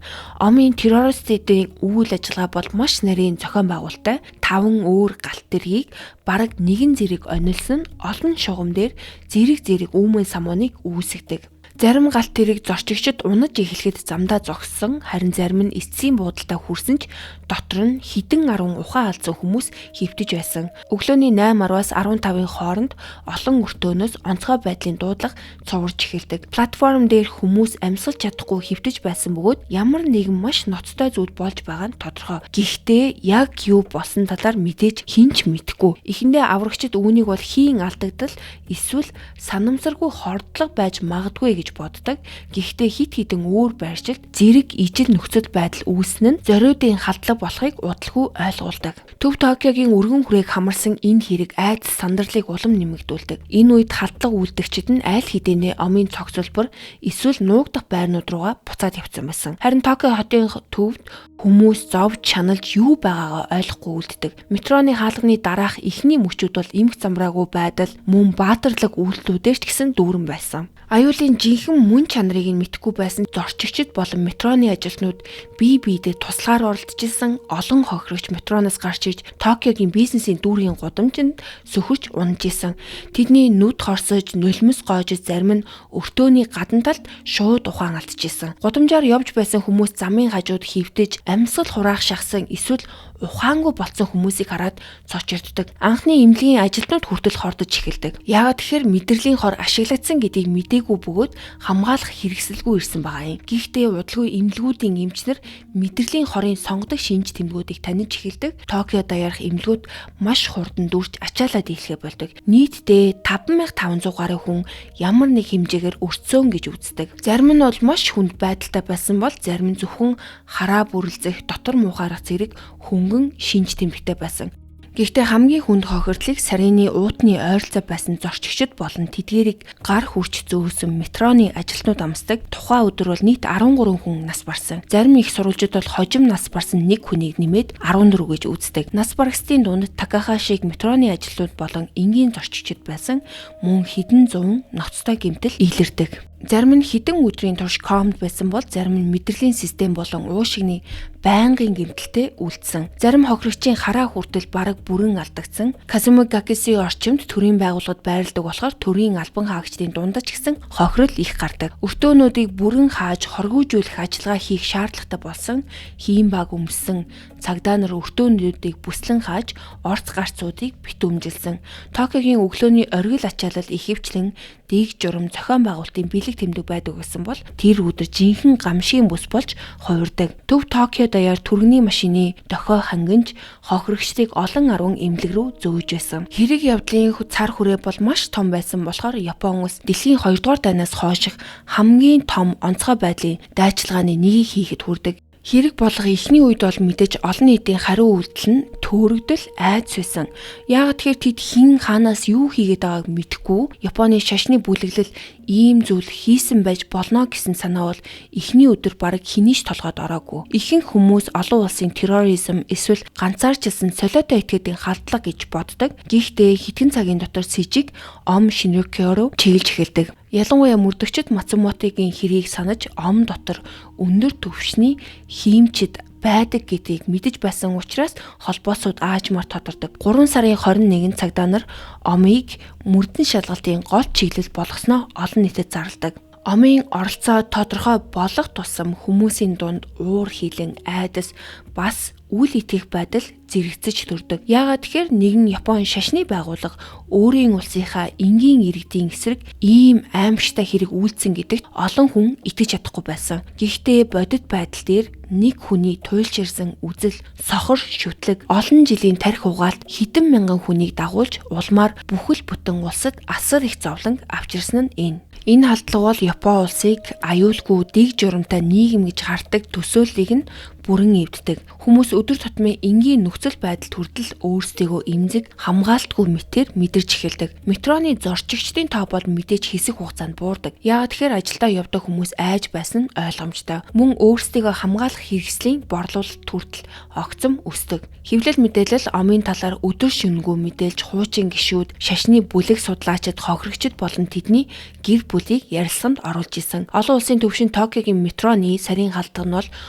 олноор нь хөнөөх зэвсэг ашигласан терроризм ямар аюултай болохыг дэлхийд сануулсан хэрэг. Энэ нь бол орчин үеийн Японы түүхэн дэх хамгийн үхлийн аюултай террорист халдлага бөгөөд химийн терроризмын хамгийн аимшигтай жишээнүүдийн нэг. Дэлхийн олон улсын засгийн газрууд энэ хэргийг анхааралтай ажиглаж олон оронд химийн халдлаганд хариу үзүүлэх онцгой байдлын журам протоколуудыг дахин үнэлдэг. Япон улс ч гэсэн өөрөө дотооддоо дүгнэлт хийж хууль сахиулах байгууллагад хит даврагч бүлгүүдийг хэрхэн хянах ёстой вэ гэдэгт өөрчлөлт оруулдаг. Шинрёкёгийн дэлхийн сүрлийн үзэл олноор хөнөөх төлөвлөгөө аллагын талаар илүү их мэдээлэл ил болох тусам Японд даяар шок, гашуудал, гүн уралтын мэдрэмж төрдөг. Хохирогчдын дурсалд асаах арга хэмжээнүүд зохион байгуулагдаж, сонинууд шударга ёсыг шаардаж, телевизийн нэвтрүүлэгт хуучин гишүүдээр Омын дотоод аймшиг илчлүүлж байсан. Ирэх баригчид бол маш хурдан хариу үзүүлдэг. 95 оны 3 сарын 22-нд анх төлөвлөсөн ёсороо 2500 гаруй цагдаа Омын улс даяар 25 байгууламжид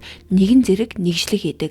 Хуулийн ажиллагаа ч гэсэн шууд эхэлдэг. Гэхдээ Японд шашны эрх чөлөөг хүчтэй хамгаалдаг болохоор Омыг хэрхэн шийтгэх, хориглох талаар том маргаа үүсдэг. Ирэх баригчид Омыг шууд хорлон сүйтгэх үйл ажиллагааны эсрэг хуулиар хориглохын оронд баривчилгаа, хөрөнгө зарцаах, дарамт шахалт үзүүлэх замаар хязгаарлаж эхэлдэг. 95 оны 10 сард Токиогийн шүүх хурлаас Шинрёкёг шашны корпорацийн хувьд албан ёсоор татан болгодог. Ингэснээрээ тэдний хууль ёсны шашны статус хүчингүй болдог. Омын хөрөнгийг дампуурлын журмаар татан буулгаж хохирогчдод нөхөн төлбөр олгоход ашигладаг. 1999 онд Япон улс байгууллагыг хянан зохицуулах тухай хуулийг баталдаг. Энэ хууль нь бол Ом шиг олноор хөнөөх гэмт хэрэг үйлдсэн бүлгүүдийг хянах боломжийг олгодог. Ингэснээр Омын залгамжлагч бүлгүүд бол байнгын хяналтанд байхад нөхцөл бүрддэг. Олон нийтийн уур хилэн бол улам нэмэгдэг. Яагаад тэгэхээр хүмүүс 1989 оны Сакамотогийн хэрэг,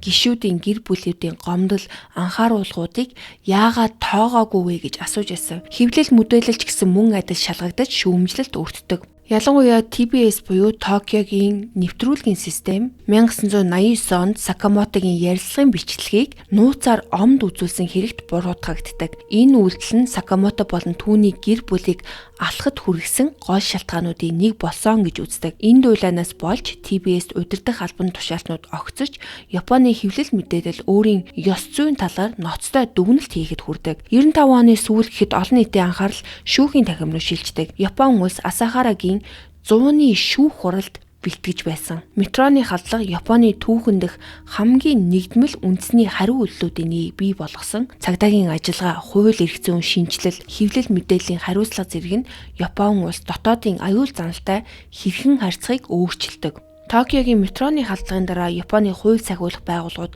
маш хурдан хөдөлж Шинрёкёгийн хэдэн зуун гишүүдийг баривчилсан. Гэхдээ хамгийн гол бай болох Шоко Асахараг олох ажиллагаа үндэсний төдийгүй олон улсын 90 сурвалжлах ажиллагаа болж хувирдаг. Гэхдээ цагдаа нарын мдээгүй нэг зүйл байсан. Асахара бол цогцлбороос огт гараагүй. Тэр омын цогцлбор дахь Station Number 6 гэх агуулгынхаа дотор тусгаалan хийсэн дуу тусгаарлагчтай нууц өрөөнд нуугдаж байсан. Тэр өрөө нь бол давхруудын хооронд нуусан, давчуу, харанхуй тусгай хийцтэй жижигхэн зай байсан. За үүнийг бол зөвхөн түүний цөөн хідэн ойрын туслах нь мэддэг.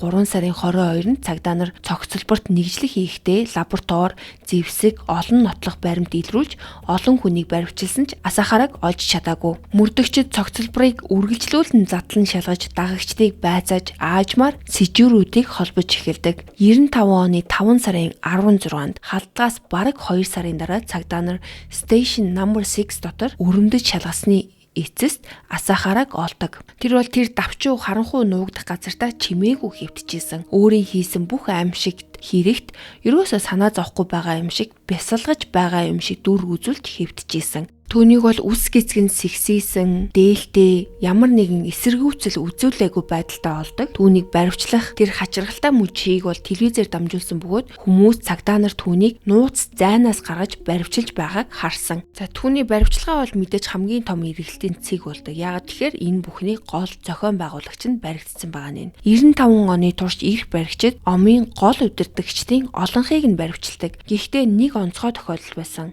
Омын шинжлэх ухааны сайд Хидео Мурай 95 оны 4 сард телевизийн камерын өмнө Якузагийн гишүүнд хутгалуулж нас бардаг. Метроны халдлагад оролцсон 5 хүн болон бусад олон гишүүн 96 оны сүүл гэхэд баривчлагдсан. Гэхдээ Токиогийн халдлагаас гадуурх зарим террорист ажиллагаанд оролцсон хүмүүс 2012 он хүртэл баривчлагдаагүй. Асахара шоронд орж дуугүй болсноор омын бүтэц бараг бүхэлдээ нурж ундаг. За түүний бүр зарим үнэнч даагчид нь 95 онд Токиогийн захирагчийн офис руу тесрэг бөмбөг явуулах зэрэг жижиг хэмжээний өшөө авах үйлдэл хийхийг оролцсон. Гэхдээ Асахарагийн удирдлаггүй олон нийтийн уур хилэн дунд ом бол аажмаар задарч бодордог. Түүний баривчилгаа ом Шинрикёгийн хүчирхийллийн 90 үеийн төгсгөл харин урт төвөгтэй хууль шүүхийн тогтолцооны эхлэл болдог. Шоко Асахара болон ом Шинрикёгийн дагагчдын хууль шүүхийн ажиллагаа 10 гаруй жил үргэлжилж Японы хамгийн урт хамгийн төвөгтэй шүүх хурлуудын нэг болсон. Асахарад бол нийтдээ 17 хэрэгт ялт тулгадаг. Үүнд нь Токио метроны сарын халдлага, Мацумотогийн сарын халдлага, Сакамото гэр бүлийн аллах, хүн хулгайлах болон бусад гэмт хэрэгүүд багтдаг. Түүний шүүх хурал 96 оны 4 сард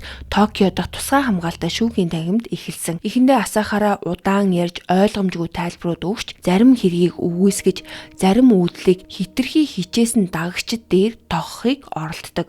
Өөрөөр хэлбэл бүх зүйл өөрийнх нь санаа байгаагүй гэж жүжилж ирсэн. Гэхдээ цаг хугацаа өнгөрөх тусам тэр улам дотгошоогоо болж бясалгаж байгаа юм шиг дүр үзүүлж асуултуудыг үл тоож ойлгомжгүй амандаа бувтандаг болсон.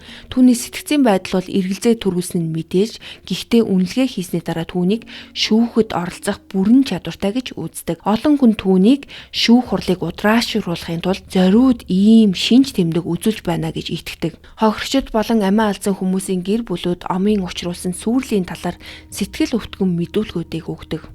Хуучин гишүүд тэр дундаа халдлагуудад шууд оролцсон хүмүүс шүүхтэр мэдүүлэг өгсөн бөгөөд тэд бүгд Асахарагийн тушаалаар үйлцэн гэж мэдүүлдэг. Тэдний дотоод мэдээлэл бүхүү мэдүүлгүүд нь Асахара бүх зүйлдер эрх мэдэлтэй болсон бүх үйл явдлуудад шууд хариуцлага хүлээх ёстойг нотлоход маш чухал үүрэг гүйцэтгэдэг. Шүүх хурал 7 жилээс илүү хугацаанд үргэлжилж хэдэн зуун удаагийн хурал болсон. Эцэст нь 2004 оны 2 сард Асахара бүх зүйл ангиар буруутай гэж үзэгдэж дүүжилж цаазлах ял сонсдог. Шүүгчид омын үйлцэн гэмт хөргүүдийг урьд өмнө нь байгаагүй хэмжээнд харгас жигшүүртэй гэж тодорхойлсон бөгөөд дагагчдаа бүрэн хяналтандаа байлгаж олон хүн хөнөөх ажиллагааг зохион байгуулсан болохоор Асахараг бүрэн хариуцлагатай гэж үзсэн. Гэхдээ мэдээж Асахара бол давж заалтаа хүсэлт гаргасан. 2006-нд Токиогийн дээд шүүхээс түүний давж заалтаа хүсэлтийг хэрэгсэхгүй болгосон. Үүний дараа түүний тал сэтгцийн хувьд шүүхэд оролцох чадваргүй байсан гэж үзэж эцсийн хүсэлтийг гаргасан ч мөн оны 9-р сард уг хүсэлтийг ч гэсэн хэрэгсэхгүй болгосон. Ингэснээрээ Асахарагийн цаазын ял албан ёсоор хүчин төгөлдөр болдог. Үүний зэрэгцээ омын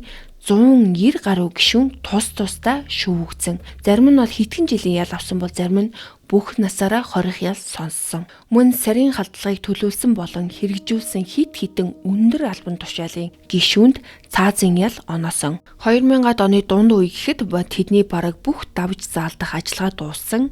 Метроны халдлагын үеэр хамгийн их хэмжээний сарын тараасан Ясуо Хаяши гимшиж байгаагаа илэрхийлсэн ч цаазын ял нь хിവэрэ үлддэг. Харин хэргийн эрт үедээ хэрэгээ хүлээж мөрдөн шалгалтанд хамтран ажилласан нэгэн эмч цаазаас мултарч бүх насаараа хорих ялыг авсан. 2006 он гэхэд бол гол шүүх хурлууд үндсэндээ дууссан. Нийтдээ 13 хүнд цаазын ял, олон хүнд бүх насаар нь хорих ял оноож хэдэн зуун хүн бусад гэмт хэрэгт буруутгагдаж шийтгүүлсэн. Асахара өөрөө Токиогийн шоронд цаазын ялтай хоригдол хിവэрэ үлдэж 2018 он хүртэл тусгаарлагдсан байдалтай амьдарсан. Энэ бүх хугацаанд тэр шорондоо бараг хинтээж ямар ч харилцаа холбоогүй, бараг л хинтээж юу ч ярьдаггүй байсан байгаа юм. 2018 оны 1-р сард сүүлчийн холбоотой шүүх ажиллагаа дууссанаар цаазын ялыг хэрэгжүүлэх хууль эрх зүйн саад нь арилдаг. Гэмт хэргийн шүүх хурлуудаас гадна хохирогчдын нөхөн төлбөртэй холбоотой иргэний нэхэмжлүүд ч гэсэн үргэлжилсэн. Шүүхийн хяналтаа санг байгуулж омын үлдсэн хөрөнгийг зарж борлуулан хохирогчдод нөхөн төлбөр олгодог. Мэдээж энэ мөнгө учирсан зовлон шаналлыг арилгаж чадахгүй байсан ч тодорхой хэмжээний тусламж болдог. 2018 он гэхэд энэ хэрэгтэй холбоотой урт хууль эрх зүйн түүх үндсэндээ дууссан. 190 гаруй хүн ял шийтгэл авч омын удирдлагын бүтэц бүрэн задардаг. Япон улс ямар ч үзэл суртал тэр нь шашны нэртэй байсан ч бай ийм төрлийн гэмт хэргийг зөвтгөж болохгүй гэдгийг тодорхой харуулсан. Шударгаас тодорхой хэмжээнд тогтсон ч гэсэн хохирогчдын шарах мэдээж бүрэн идэгрээгүй хിവэрэ. Ингэж ам Шинрикогийн түүх өндөрлөдөг. Миний хувьд бол энэ хэрэг зөвхөн нэг шашны бүлгийн тухай түүх биш. Энэ бол сохор шүтлэг, хяналтгүй эрх мэдэл, айдас дээр тулгуурласан үзэл суртал хэрхэн энгийн хүмүүсийг аимшигт гэмт хэрэг үйлдэх хэмжээнд хүргэж чаддгийг харуулсан бодит жишээ. Хамгийн том хохирогчид бол мэдээж амиа алдсан хүмүүс, амьд үлдсэн хохирогчид болон тэдний гэр бүлүүд. Тэдний амьдрал бол хизээж өмнөх шигээ болоогүй бөгөөд энэ хэрэг Японы түүхэнд хамгийн харанхуй бүлгүүдийн нэг болон үлдсэн. Энэ хэрийг бол судлах тусам нэг зүйл үнэхээр анзаарагддаг. Шоко Асахара бол анхны ийм хүн биш. За бас сүүлийнх нь ч биш. Шашны бүлэглэл, сект, эсвэл хувь хүнийг дахин шүтэх хөтөлбөрүүдийн удирдагчид бол бараг бүгд л нэг хийчлэхэн замаар явдаг. Эхэндээ тэд амар амгалан, гэгээрэл, хайр, авралын тухай ярьдаг. Дараа нь өөрсдийгөө онцгой хүн, заавалгүй зөвхөн өөрсдөө үннийг мэддэг гэж хэлж эхэлдэг. Эцэст нь өөрсдийг нь эсэргүүцэн хүмүүр дайсан болж хувирдаг. Асахара ч гэсэн яг энэ замаар явсан. Тэр эхлээд йогийн багш, дараа нь гүрүү, дараа нь гэгээрсэн хүн, дараа нь Христ, дараа нь Шива, эцэст нь дэлхийг аврах цорын ганц хүн болдог. Тэгээд хамгийн аимшигтай нь бол хүмүүс яагаад ийм зүйлд итгэдэг вэ гэдэг асуулт. Олон хүн бол би ч гэсэн хувьдаа би лав хизээч ийм зүйлд хуурдахгүй л гэж боддог. Гэхдээ энэ омд илссэн хүмүүсийн ихэнх нь боловсралгүй тэнэг хүмүүс байгаагүй. Тэдний дунд эмч, эрдэмтэн, инженер, хуульч, их сургуулийн шилдэг төгсөгчд хүртэл байсан. Тэгэхээр минийхаар бол энэ зүгээр нөгөө асуудал нь бол оюун ухаандаа биш. Асуудал нь одоо хүмүүр амьдралынхаа тодорхой үед утга учир ямар нэг юмд нэг харьяалагдах мэдрэмж, хариулт хайдагтал байдсан болов. Тийм үед нь хин нэгэн гарч ирээд би ч амдрын бүх хариултыг хэлээд үгүй, намайг даг гэж хэлэхэд зарим хүмүүс итгэж эхлээд энэ нь ингээд цаашаа ийм хүндэрдэг юм шиг харагддаг. За магадгүй энэ хэргийн хамгийн том сургамж нь Шоко Асахара ямар мангас байсан тухай биш байх. Харин жирийн ухаалаг сайн хүмүүс хүртэл зөв нөхцөлд орвол буруу хүнийг дагаж чаддаг тухай байх. Тиймээс аюултай хүн бол үргэлж галзуу харааддгүй. Заримдаа тэд маш тайван ярьдаг, инээмсэгэлдэг, авралыг амладаг. Гэхдээ хин нэг нь зөвхөн өөрт нь итгэхийг шаардаж бусад хүмүүсийг битгий сонсоо гэж ихэлвэл тэр мөчөд анхааралтай байх хэрэгтэй шүү. Ингээд өнөөдрийнхөө дугаарыг эхнээс нь дуустал нь сонссон та нартай баярлалаа. Дараагийнхаа дугаараар уулзлаа. Баярлалаа.